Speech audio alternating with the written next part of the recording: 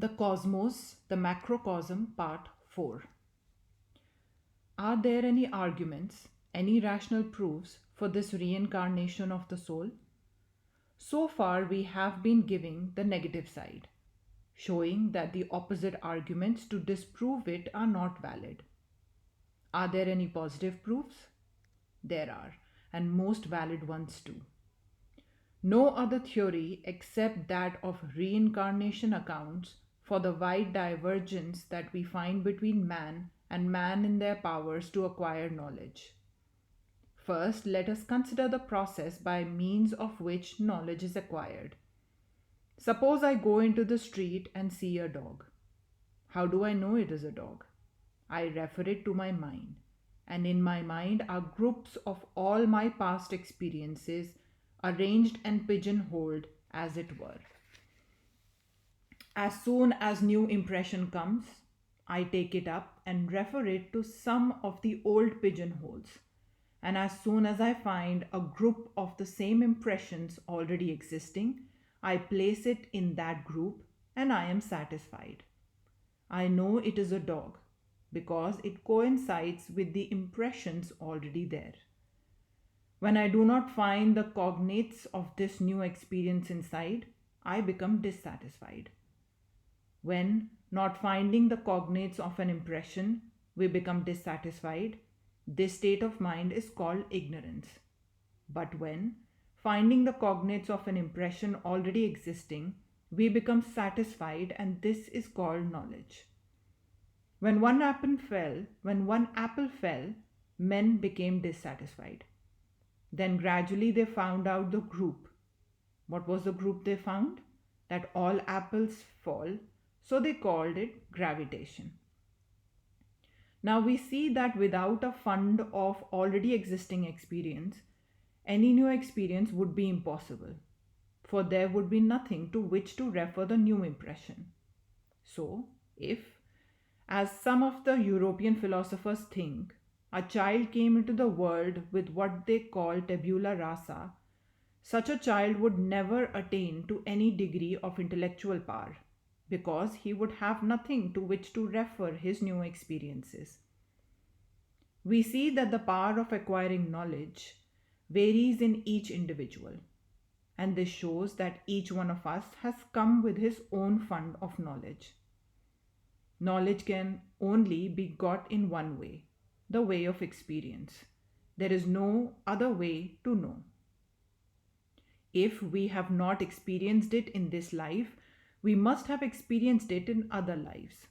How is it that the fear of death is everywhere? A little chicken is just out of an egg and an eagle comes, and the chicken flies in fear to its mother. There is an old explanation. I should hardly dignify it by such a name. It is called instinct. What made that little chicken just out of the egg afraid to die? How is it that as soon as a duckling hatched by a hen comes near water, it jumps into it and swims? It never swam before, nor saw anything swim. People call it instinct. It is a big word, but it leaves us where we were before. Let us study this phenomena of instinct. A child begins to play on the piano. At first, she must pay attention to every key she is fingering.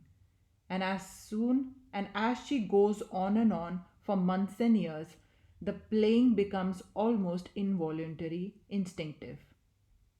What was first done with conscious will does not require later on an effort of the will.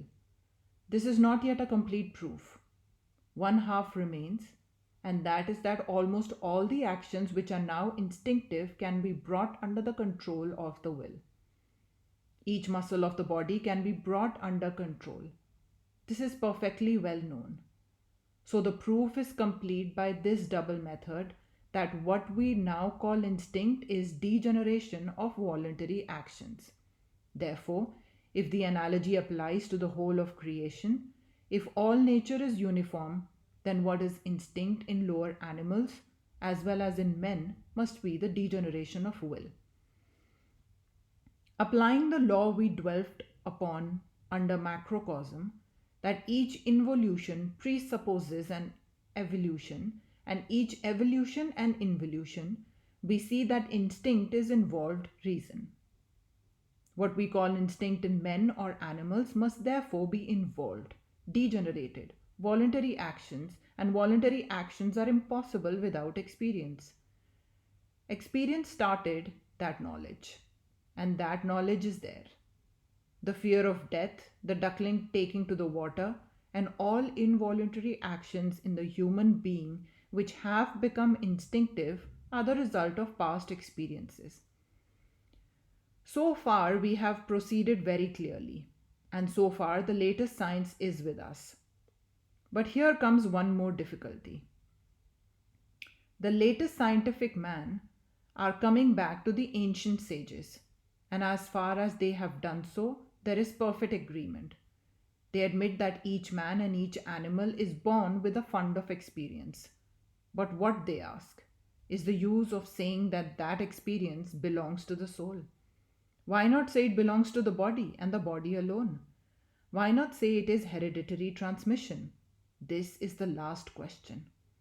Why not say all the experience with which I am born is the resultant effect of all the past experience of my ancestors? The sum total of the experience from the little protoplasm up to the highest human being is in me, but it has come from body to body in the course of hereditary transmission. Where will the difficulty be? This question is very nice, and we admit some part of this hereditary transmission. How far? As far as furnishing the material. We, by our past actions, conform ourselves to a certain birth in a certain body, and the only suitable material for that body comes from the parents who have made themselves fit to have that soul as an offspring.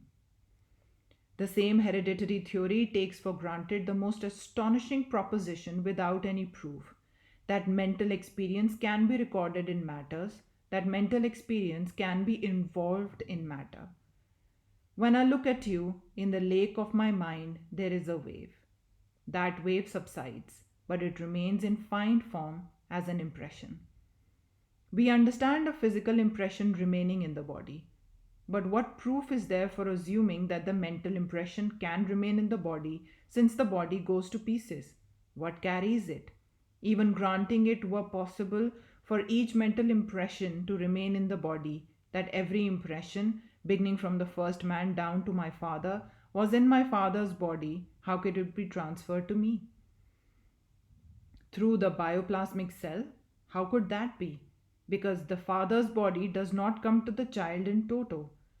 The same parents may have a number of children, then from this theory of hereditary transmission, where the impression and the impressed, that is to say material, are one, it rigorously follows that by the birth of every child, the parents must lose a part of their own impressions, or if the parents should transmit the whole of their impressions, then after the birth of the first child, their minds would be a vacuum.